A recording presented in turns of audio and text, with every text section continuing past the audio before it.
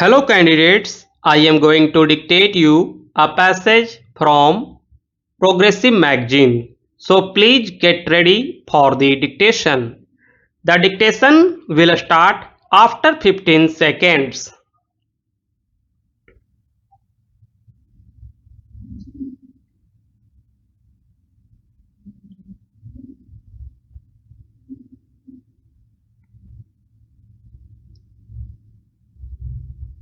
Sir, we would like you to share with us the role which you envisage for elected local bodies in the planning process. At present, there exist many different agencies outside the framework of democratically elected local bodies to whom is entrusted most of the major tasks of urban planning. These include city development authorities and city improvement trusts, besides a number of state government agencies owing responsibilities to the state government above but not to the people below.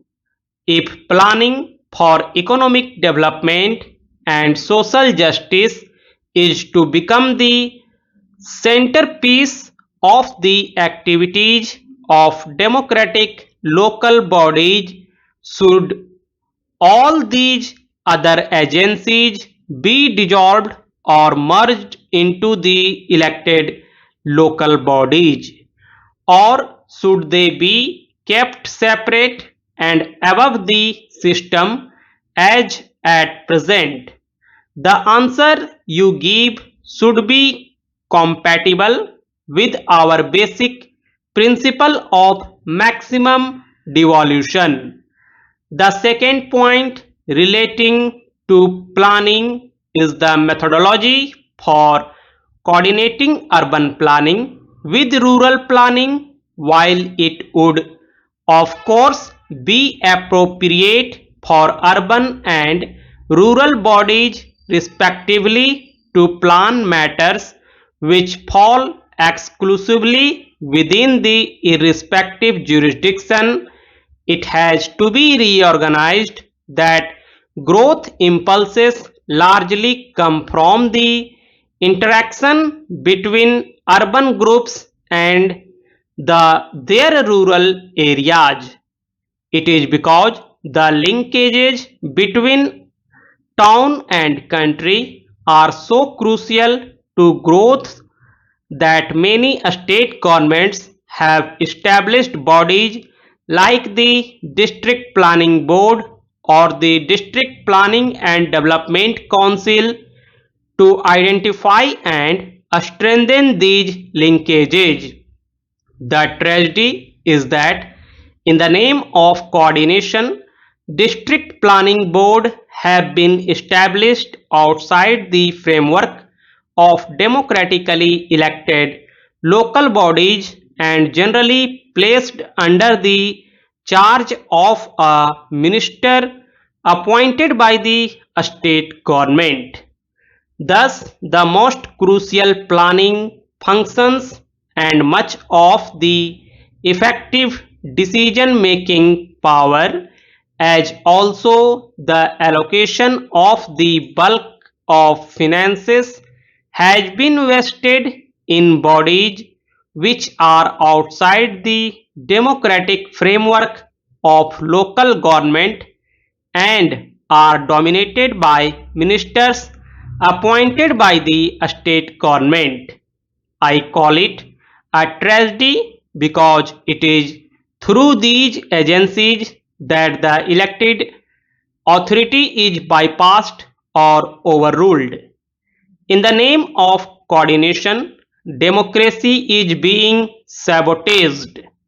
In the name of coordination, the will of elected local bodies is being subordinated to the will of the state government.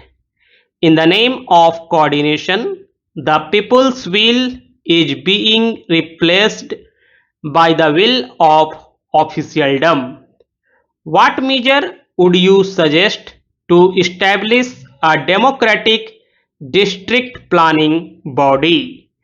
The second major act of devolution envisaged in the Panchayati Raj Bill is the implementation of development schemes relating to the subjects set out in the proposed 11th schedule.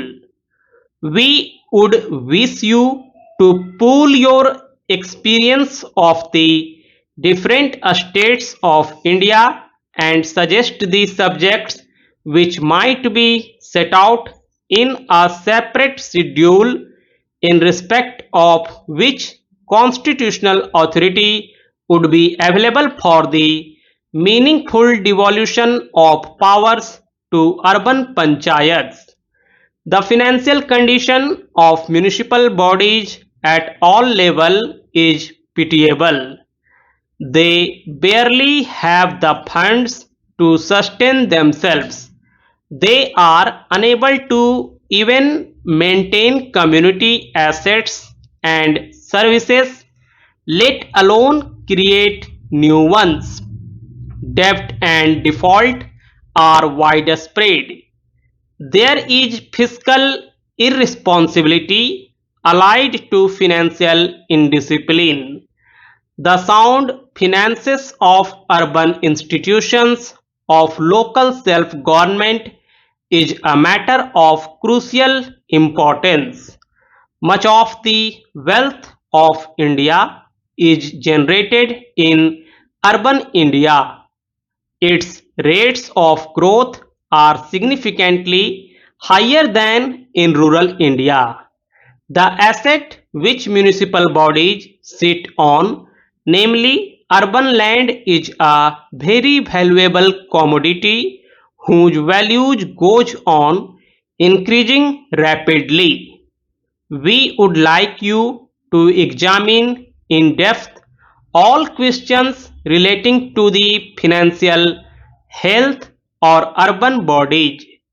You have numerous reports on the subject prepared by committees established by both the central and state governments. You have in the Panchayati Raj Bill the proposal for the establishment of a state finance commission to set out principles on the basis of which taxes may be assigned to or appropriated by Panchayati Raj institutions at different levels. Then there are the grants in aid from the consolidated fund of the state and funds from centrally sponsored schemes as such. Should the proposed State Finance Commission also set out similar principles for financial devolution to urban local bodies? Should there be centrally sponsored schemes for the urban areas? There is also the question of access for municipal bodies to institutional finance and the capital market. We would like your consideration of these financial questions to be guided by the sentiments expressed by Jawaharlal Nehru when he presented his first report as chairman of the Allahabad municipality 66 years ago. Finally, we would like you to consider issues that are vital for efficient municipal administration but are not perhaps amenable to settlement through a constitutional provision. For example, what should be the relationship between the municipal bureaucracy and the elected municipal representatives? How does one ensure harmony and cooperative relations between the municipal bureaucracy and the democratically elected representatives of municipal bodies? Should not urban administration be carried out at the behest of the elected representatives rather than by bureaucratic order. However benevolent and well intentioned